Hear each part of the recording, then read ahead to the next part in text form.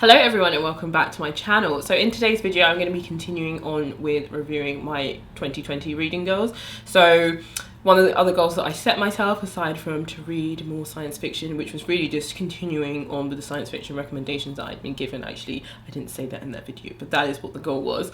I am going to be talking about my goal to read 9 poetry collections this year. I'm so thankful to prior me for thinking, actually, I don't know if I could read a poetry collection every month, so let me set myself a goal of 9, because that's actually more attainable than 12. Obviously I can read multiple poetry collections in a month, but I don't tend to do that. So yeah, the goal was to read 9 poetry collections, and actually I don't think I started hitting this goal really started reading poetry until halfway through this year. I just completely forgotten about it. But yeah, I'll probably talk a little bit more about that later. I think for now I'll just give you some stats, and then we will dive into the 9 poetry collections that I have read / I am reading. So far this year I have read 90 books. Now you will probably have seen my previous video where I talk about my sci-fi recommendations, and I think in there I said I'd read 85 books, and it looks like, whoa, that's quite a huge jump. But bear in mind, some time has definitely passed since me recording that and now recording this one. So yeah, now I have read 90 books, which is 15 books up from what I read last year, which it was 75 books, which is just wild to me that this year I've read so much. I know a lot of people would probably think that they're reading more with the pandemic, but actually I don't find that my reading has increased, and I know for a lot of people actually that hasn't been the case at all. They haven't been able to focus. I don't know what it is. Honestly, the reason why I don't know what it is because I read a lot commuting, and that's how I've always done a lot of my reading. That's how I've always gone through books. So it has astounded me this year that actually I've been able to make a lot of time for reading. I mean, I have been at home a lot, but even so. So of those 90 books that I've read, 9 of those have been poetry collections. So that means 10% of my reading has been made up by reading poetry, which is quite nice. Obviously, I have hit that goal. I didn't expect to hit the goal, if I'm honest with you, so I was very happy that I did. Last year, I read 6 poetry collections, and that ended up accounting for 8% of my poetry reading. So I am up 2% in terms of how much poetry I read. I actually really want to increase that poetry figure. I want to read more poetry, so I'm really going to actively work towards doing that. But actually, my goal for reading poetry has always been there. But if any of you were around last year, in my 2019 reading poetry video, I actually talked about my reading goals for 2019, and then halfway through the year I ended up changing one of the goals, which was for me to read a fantasy book, for me to read 1 poetry collection a month. Simply because I found I wasn't really enjoying poetry. So that's kind of how I've sort of, set myself a goal and been able to sort of, I guess, add extended versions of that goal. So last year 6, this year 9, so hopefully next year I will be able to hit 12 collections or more. I have no real comments or anything about the number of poetry collections that I've read. I actually thought I would be able to read more than 9, if I'm honest with you, but it just so happened that I just wasn't gravitating towards poetry, and I actually wasn't actively working on this goal. I just kind of picked up a whole bunch of other books, but had kind of put my reading goals to the back of my mind, and I think it's only halfway through the year that I decided to sort of focus on that. But with that said, let's talk about the 8/9 books that I've read. So I would just talk about them, I think, in the order that I read them in, I think. I don't know. I'll just talk about them in the order that I've got in my Word document. So the first book that I'm going to speak to you guys about is Physical by Andrew McMillian. I have already spoken about this maybe in a recent reads or something like that. Maybe not a recent reads. Maybe a recent reads, and also when I talked about reading my reading for Pride Month, but I actually just read this before Pride Month. This is a poetry collection that very much deals with the male body, male relationships, sexual encounters, things that have been said to people by their family members. It definitely has LGBTQ+ themes running through this in terms of comments that have been made to them. And I just love this. I think I got this wrong last time when I did the video as well, in terms of where Andrew is from. So I think this has a bit of Yorkshire slang all the way we're talking in there. And it's just a really lovely collection of poems. It's kind of when I read poetry, what I want to read. And I don't really know how much to explain it more than that. It just gives me a real sense of, I don't know, grittiness, but a real sense of realness to it. And obviously that's so different for everyone, but there is something so intimate and raw about the poems that he's writing and sort of the moments that he's capturing. And one of the poems that I really remember is him talking about what it is to be a man, and how because he's gay, like I think his little cousin says something to him about him, like he asked him to lift him up and he's like something about like don't touch my balls or something like that. And it's not that moment in which like I'm referring to, it's more how he wrote about that and linked that to sort of being a man and what it means to be a man in terms of that strength and being able to lift him up and prove that yes, he's still a man even though he's gay. Like it's just ridiculous that you have to do that, but it's just the things talked about in here and how he links these really small day-to-day things with such larger topics, and I don't think I can do much more explaining than that, but it was a collection that I absolutely loved. The reason that I actually gave this 4 out of 5 stars is because I think it was the middle section. So this poetry collection is split into 3 sections, and the middle section I just didn't like. I didn't really understand what was going on. I will be giving this poetry collection another reread, so maybe upon reread I will be able to understand it, maybe I'll like it. I mean, it's not even that I feel it's like my lack of understanding, it's just I didn't like it, but maybe that will change. But that is the reason why I gave it 4 out of 5 stars. But other than that, cannot fault this collection. Definitely would recommend. The next poetry collection I read is Cain, and this is by Kennard. I feel so bad that I gave this book 2 stars because it was actually a gift to me, but you know, I'm sure my friend didn't know how I would react to it. It's always a gamble when you buy people books, and she took a gamble on buying it, I remember she said. But the reason why I think I overall didn't like this book is I found it very tedious to read, and I have again spoken about this before in another video, so I will link that video up in the cards and down below. But it's because of pages like this. I don't know how well you'll be able to see that on camera, but because this is written, I guess, in the form of some form of an anagram as well, or what's the term that's used? I don't think it's anagram. Yes, the term is anagram. He refers to anagrams in this section where he then sort of talks about all the different poetry collections, and it's just very tedious. Obviously the words are not linear, so they're just like cutting off the page. Well, they are linear, but it doesn't flow like a sentence, so you're reading a bit here and then you stop, your eyes have to go over the poem, go to somewhere else, and I was just like, I'm not reading all of that. And overall for the rest of the collection, that wasn't like that. There were some really like smart poems I found in here, and poems that evoked a sort of sense of like boredom with life, or just being sort of down in the dumps a little bit and being just really, you're not bothered with life. And I kind of liked those poems, but overall the other poems, I didn't really feel any sort of emotional connection to them. I didn't feel that they were excellent, I didn't feel that they were so bad, but the collection was overall a meh for me. And because that anagram section took up a huge chunk and I just didn't really read most of it, the whole thing for me felt like a bit of a dud. So that is why I gave it 2 stars. I will read to you what this poetry collection is about though, because although it wasn't for me, it might appeal to someone else. It says here, the year is 2016 and Luke Kennard finds himself estranged from his family, his publisher and his faith.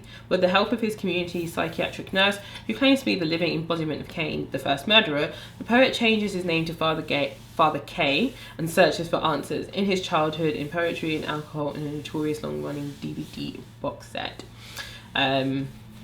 And yeah, I guess you could say it's about that. I actually always wondered if the long-running DVD box set was Lucifer, but that's only because like I had been watching like Lucifer at the time, so I wondered if it was that, but obviously it hasn't actually been running for that long.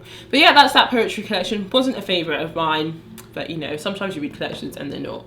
The next poetry collection I'm going to speak to you about is My Darling from the Lions by Rachel Long. So this was actually a NetGalley art for me. I don't really request poetry that much on NetGalley. I just always find, however they format the books, like it's never great. Obviously they're ARCs and they're proof copies, so they might have errors in them. So I just kind of find that ruins your reading experience. I don't know if that was the case for here, but that's just so rare for me to actually request a poetry collection. The synopsis of this book from the publisher is so brief, so I will just read it out to you. It says here, described as a narrative collection in 3 parts, My Darling from the Lion threads experiences of learning and unlearning of shame, the body, sex, faith, blackness, lineage, prophecy and healing. And it completely does that. I wrote a review for this, so I will also link that down below, but I said in my review, this collection embodies a mix of themes, namely blackness, sex and family. The execution of this collection is captivating. Oh, did I say that? Wow.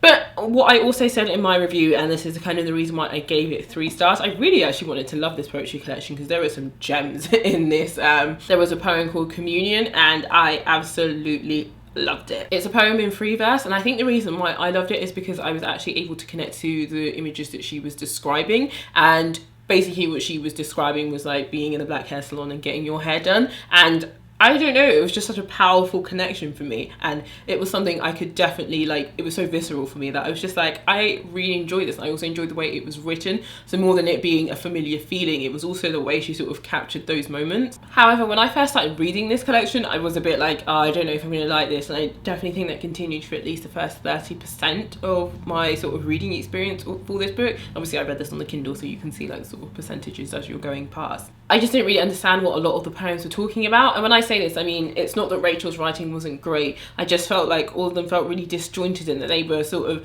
building up to a point that was just really insignificant, so I felt like I was missing the point of the poem rather than misunderstanding the whole poem. However, one of the things that I really liked, even about the poems, that I was just a bit like, I don't know what the point in this is or what you're trying to say, is her use of language and the way she conveys really strong imagery. I think regardless of what she's talking about, whether or not I understand how these puzzles fit together, I could vividly imagine the things she was talking about, so I really like that aspect. And there were some poems that I just, I completely didn't like the overall poem, but then there'd be just like one line in it that I would absolutely adore. So it was definitely a mixed bag for me, and I think Rachel's poetry collection reminds me a lot of how I find perhaps poetry maybe confusing or intimidating, because I'm like, I feel like I don't understand what's going on. Maybe if I was just a little bit more perceptive of poetry and different techniques used in poetry, that I would know what happens. But then I read other collections and I do get it. So I think sometimes it's just a case of it not being for the reader, or just, you meet a book at a completely different time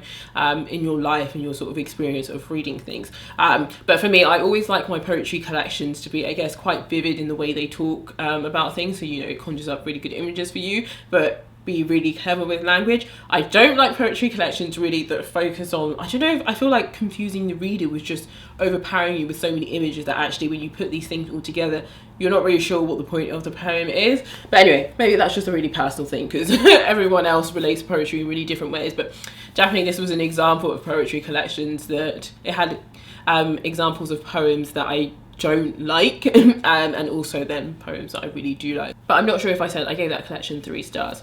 The next poetry collection I also read, and this was something that I read when I was back home, and I was really happy to stumble across it in my bookshelf, but it was actually one of my friends. But it's How You Might Know Me by Sabrina Mahfouz. This poetry collection is split into 4 sections, and it follows the lives of 4 women in the UK and sort of their experience in the UK sex industry. I absolutely loved it. Like, I thought it was just so well executed. The language was there, the sort of covering of the life of someone who works in the sex industry, from exploring them from 4 different characters who were quite different from each other, but also all worked in different ways in the sex industry. It was eye-opening for me. I really enjoyed it. A little bit more about the poetry collection. It says here, written following years of creative writing workshops of women in the industry and Sabrina's own experience of working in strip clubs, the collection represents a broad range of backgrounds, ethnicities, ages and political convictions.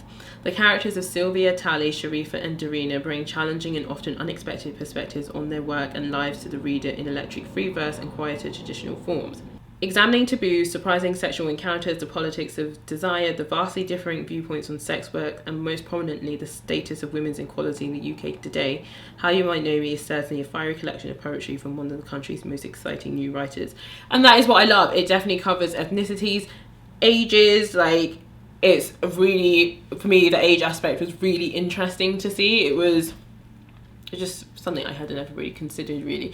So I just found this collection to be incredibly eye-opening. Because I don't have it to hand, it's not the kind of book that I can refer to and be like, oh, these are my favourite poems, but just know that I absolutely loved it. I actually think initially I gave this 4 stars because I wasn't sure of the writer's background, in terms of if she had just sort of observed it and then just decided she was going to write a collection. So I wasn't sure of how own voices it was. But then after reading it actually, and after rating it, that's when I found out that she actually had her own sort of experience of that. I think I discovered that when I was doing one of my reviews for you guys. So I actually think I will bump this up to a 5 stars. I think sometimes when things, and I do this a lot for non-fiction books as well, because I think it's very hard to be unbiased. So I always rate things 4 stars with it in mind that there probably is going to be some sort of bias behind it. Sometimes I don't though. Sometimes I just love a collection so much, but I'm just it's 5 stars. So yeah, sometimes with just something like this, where actually I have never experienced that, I don't know anyone in that industry, I just wanted to not make any sort of judgments that this is exactly what it was like. But now, after that, I think it's definitely going to be a 5-star read. And I definitely just encourage you to read it just for a bit of broadening horizons and just thinking about what it's like to work in those industries, what their day-to-day life is like, how they came to be sort of in those industries, I think is incredibly insightful. The other poetry collection that I also sort of took from home when I was back home in October, so you might know me, I also like read when I was home in London, is I Hope This Reaches Her in Time by R.H. Sin. Doesn't actually say his name on this.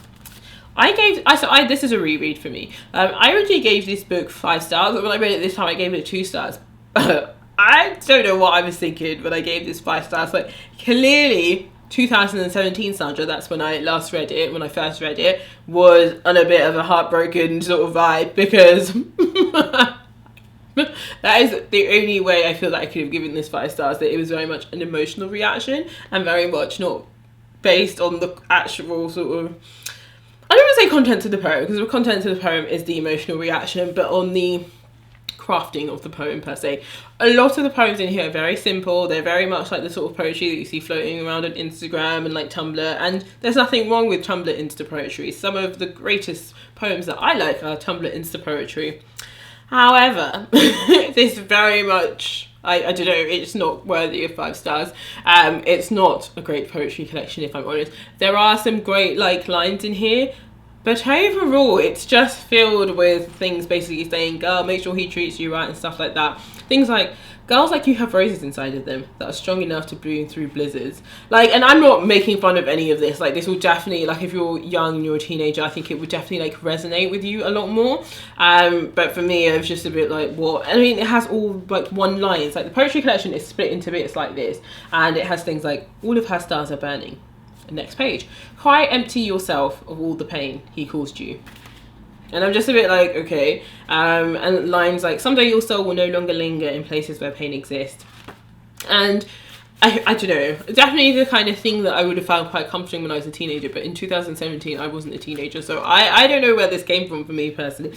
There were bits in here that I thought, oh, those are quite nice, that actually were more, what I guess, like free verse poems, and very much had a bit more oomph to them rather than just 2 lines and just a couple of lines, because a lot of this is just kind of like random things that people write on Tumblr, if I'm honest with you. It's definitely a book that's meant to be written to like girls to sort of get them through a breakup and sort of be like, you are worth more than him. Like, it definitely has that overall vibe. None of the poems have names, which I find really annoying. Like, I think obviously naming poetry is definitely really hard, and I know in like Rupi Kaur's work, like some of her poems are named, some of them are not, and I don't mind that, but none of these had names. So yeah, sometimes you do get longer poems a little bit like this, which are like marginal improvements, but overall, yeah, the vibe of this poetry collection really wasn't for me. And I do remember like posting like Instagram sort of pictures, stories of this, so you know, and I remember people like replying to me, so loads of people did relate to it. But I think actually in terms of what I like from poetry now, for me this is just a bit too simple, it's a bit too young for me, it's just not really what I like stylistically. So yeah, that was definitely something that I bumped down to 2 stars. Another poetry collection I read is Let Them Eat Chaos by Tempest. This is obviously an old book with their dead name on it, but again, I picked this back when I was at home because I had purchased it years before. So I first read this in 2018 and then picked it up again, obviously, to reread again. I gave this 4 stars, and maybe last time I read it I also gave it 4 stars. I don't know, I can't really remember. Like I mentioned in the beginning, I read a long poem that was meant to be read out loud, and this was this poetry collection, so I will link in the description box down below the Spotify link, so you can also listen to it. I will say the Spotify version, some of the poems are a little bit different. They've obviously like recrafted some of the words and removed some of them, so it doesn't read exactly the same, but honestly like the overall experience is exactly the same. There's just like some words being taken out. And this is about, is it 9? I always say this, 7 neighbours that inhabit the same London street but all unknown to each other. The clock freezes in the small hours, and one by one we directly see into their lives that are damaged, disenfranchised, lonely, broken, addicted. Then a great storm breaks over London and brings them out into the night to face each other and offers them a chance to connect. Tempest argues that our alienation from one another has bred a terrible indifference to our own fate, but they counter this with a plea to challenge the forces of greed which have conspired to divide us and mend the broken home of our planet while we still have time. So parts of this feel very like relevant and like topical, because it's speaks about Brexit, at least if you're in the UK, it speaks about Brexit. Definitely speaks about the sort of gentrification in London and how the landscape of London is changing. And then I think talks a lot about some of the things that I think are quite prevalent in a lot of Tempest's work, which is sort of to do with like London, boozing, drugs, like that sort of underground life and things like that. Not that all those things are underground stuff, but there's a sort of element of grittiness to what I would say. And then just talks about just other things like, you know, people losing loved ones to knife crime, raising children by your own, like being a single parent, having to move back home with parents to save money. There's all of that thrown into there. So it's a real, like, it's a book that deals with a lot of subjects, but just through exploring these 7 characters' lives and telling us about their lives. I really enjoyed it again. Last time when I read it, I don't think I listened to the live version. I think I very much discovered that after. But for some of this, I read it just on my own, and some of them I listened to it because the spoken word version also has like music and sound towards it, so it's quite like an all-encompassing experience. So I really enjoyed that. But yes, really enjoyed this collection. Another poetry collection that I read is Night Sky with Exit Wounds by Vuong.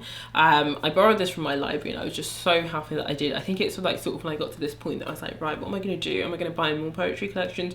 Or actually let me look at what my library has, and, you know, had to go through the whole Libby thing. God, it was so long. But I basically reached a point in my poetry sort of reading where I was just like, right, I've reread a couple, but now I want to read some like new poetry collections, and sort of how am I going to do this when I don't have any money? So we went to the library. This poetry collection has so many themes in it. It deals with romance, it deals with war, it deals with family. There are probably some other elements that I'm forgetting, but it's a very all-encompassing poetry collection, and I think Vuong has a definite way with words and the way with language, like the way he crafts words is amazing, so good.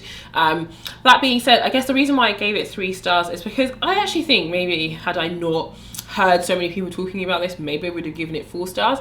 But in my head, I don't know why, I was expecting a lot more, and I just don't really feel like I got that. There were some poems that really worked for me, then there were others that just fell really flat for me, or they felt much of the same. But I will read to you sort of what it's about. There's not very much here on the blurb, to be honest with you, but it says here, his first full-length collection aims straight for the perennial, big and very human subjects of romance, family, memory, grief, war, and melancholia. None of these he allows to overwhelm his spirit or his poems, which demonstrate through breath and cadence an unrepentant endowment that a gentle palm on a chest can calm the fiercest hungers, I suppose. So yeah, I mean, I think it's again a poetry collection that I would actually like to purchase for myself, because as much as I gave it 3 stars and I liked it, I think in order for me to really sort of grasp and maybe see if there's any sort of connection to any of the other poems, I need a physical copy. So I did find it kind of hard reading it on, like I read it on my phone because of where I have the Libby app. But I really enjoyed like getting to grips with a new writer that I've seen loads of people talk about, so that element was fantastic. Some poems really did draw me in, but overall, like, I wasn't like incredibly impressed by it. So the next poetry collection is Aphrodite Made Me Do It by Trista. I think this would have come up on my Goodreads as like a recommendation for me, so I really wanted to check it out. It has such good ratings. I gave this 3 stars, but really, like, in my head it's a 2.5, but obviously with rounding up and on Goodreads not having half stars, I gave it 3. So this poetry collection, it doesn't, like, I'll read you back. It says here, in this feminist retelling, she uses mythology of the goddess alongside poetry and art to weave a common thread through the past and the present. If you let her, by the end of this book, Aphrodite will make you believe in the possibility of your own healing.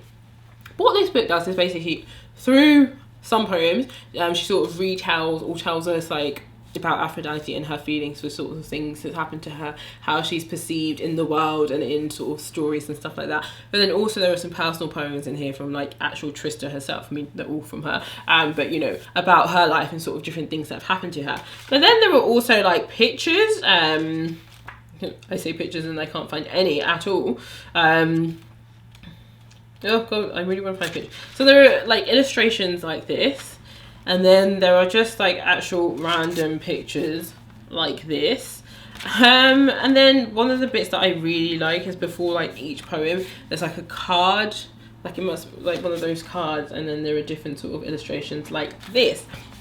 So it's a very mixed bag of a book. I think it's the kind of book that actually, if you're a writer and you also like illustrate things, or you see images and like put them together, that you'd really like to produce. However, for me, I felt like this book was just such a mishmash. I didn't really understand what was going on. I don't think I knew that it was going to have like images or anything in it before I read it, and I thought, oh, that's just a bit of a pleasant surprise. But some of the images are so random, like I don't understand how they relate to the poem, and then some of them just have really random words on it, like just things on it which feel a bit like the R.H. Sin book, which just has random bits of writing and someone stuck it on a picture. Like, this one is so weird. It says, now I spend more time looking forward than I ever spend looking back, and there's a picture, like there's a background of like some houses, I suppose, and then a girl in like a niqab, I think this is, and it's just like, okay, well, what's the sort of connection here? So basically what I think my thoughts are about this poetry collection is, I like some of the personal poems that Trista has about her life and the things that she's experienced and the way she sort of narrates them. A lot of them feel quite like simple, like this, like they could just be single sentences that someone writes in their diary. So I didn't really like how some of the poems were crafted. And then as for the aspect of the poems from like Aphrodite and like how she was seen and stuff like that, I just actually wish that this had been two separate collections, or that the collection had been split into two sections, and it just been like the Aphrodite section and you had all the Aphrodite poems, and then sort of Trista section and you had all her poems. I didn't like they were sort of like interweaved between each other, and it just made for a really weird reading experience for me personally. So yeah, like I liked some of the things. There were some really strong poems in here, or like strong parts of poems, but then others just felt like things that I'd read before, and I was just a bit like, it just, in all honesty, some of them reminded me a bit of like Rupi Kaur, and it's not like, you know, Rupi Kaur's work is unique, so other people can't like have thoughts like that, but that's definitely what it reminded me of, and I just want a bit more from my poetry collections, if I'm honest. So yeah, this was a mixed bag for me. I really thought I was going to love this poetry collection, but in the end I was just a bit like, no, I'm not a huge fan. So the final poetry collection is actually one I'm still reading, so I will hit my goal of 9, but I haven't yet, and that is Homebody by Rupi Kaur. All I have to say, guys, is do a publishing masters, because then you'll just be those people who love reading books and are happy to send you books, because I actually got sent this from one of the girls on my course, and I'm so happy about it, because I do have the first two of Rupi's books, and I have actually seen her live before as well, so I really do enjoy her poetry collection. But having seen her post some of the poems from this collection on Instagram, it's a bit like, I don't really know if I'm going to buy the third book, because it just seems like it's more of the same, and reading this I still have that feeling. But to me it definitely feels more like all of her first two collections, and this is just an extended version of it. And I guess this is maybe just a really personal thing, and I don't know if what I'm about to say is going to be kind of harsh, like I don't know, like I'm not saying it to be harsh, but I just expected a bit more growth from her, and I don't know if that's fair, because actually if the kind of poetry she writes is the kind of poetry she likes to write, then that's fine. I just thought there'd just be other styles of poetry in here that maybe she would have explored, just writing in other styles, and writing longer poems, and just not sort of on the topics that she's already previously covered before. And maybe that's just a really personal thing, but that's just kind of what I felt when she posted them on her Instagram. I was just like, I don't really know. And reading it, I'm still getting that same feeling. None of that has changed. So this poetry collection is actually split into 4 parts. The 2 collections I have of hers are Back at Home in London, so I can't really compare, but those are also split into different parts. But they're split into 4 parts called Mind, Heart, Rest, Await. And I have just finished reading Mind. Now, there are some really nice poems in this section. One, she sort of talks about her walking off stage, and once the show was over and prayed for the misery to stop eating me alive, I was sick and pretending not to be sick, at least performing kept me moving, coming home to an empty Pumpman's West. I like the fact that she talks about I guess her new sort of found fame, and maybe just how even behind that she was still suffering. I like that sort of element of just, I guess, maybe knowing a little bit more about her, because I know in a lot of her poetry collections she talks about some really personal things, but I'm pretty sure she's also said that some of those are not like her experiences. But again, in this book she does touch on some very heavy experiences of like sexual assault and being molested as a child and things like that. There's a poem in here which is about her bed, which is just like an ode to her bed, which I really liked. And then there are just really simple poems where it's just like a poem here that says, anxiety feels like I'm hanging off the side of a building and my hand is going to slip any second, and that's it. And then, like I said, there's also poems that she names, and that poem didn't have a name. There are like really simple bits like illustrations of hers, and then she says here, I'm loving myself out of the dark. There's poems about society, so imagine what we could accomplish if we didn't have to spend our energy protecting ourselves from society's rapist problems. So, you know, it's quite a varied section. She touches on a lot of things, and yeah, there's a long poem here that is about her bed, which I quite liked. I also really love my bed, but overall, yeah, I'm still coming away with the impression that not much has changed, and you know what, that can be fine. That's what she likes to write, and people are always going to buy it because loads of people support her. But for me, I'm just kind of getting like, I want a bit more powwow from my poetry collection. I want such strong images. I want poems written in different sort of styles, and tackling some other topics. And you know, that's fine, like that's clearly not the kind of writer that she is, but those are sort of my feelings around it. So that is it for this poetry video. I thought this video was going to be really short, but then I've spoken about them for so long. As per usual, sorry guys, can't help myself in all the chatter that I do. But I hope this video was useful to you and that you found some poetry collections that you might consider picking up. I would definitely, maybe by the time Definitely this goes up, I will have finished Homebody. So I will again, like, I always have my good reads in the link down below, so you'll be able to see like what I thought of it. I won't write a review, I would just leave a star rating. But thank you guys so much for watching this video. Let me know like how your reading is going and whether or not like you are on target to hit your reading goals for 2020. And I'll catch you in another video. Bye.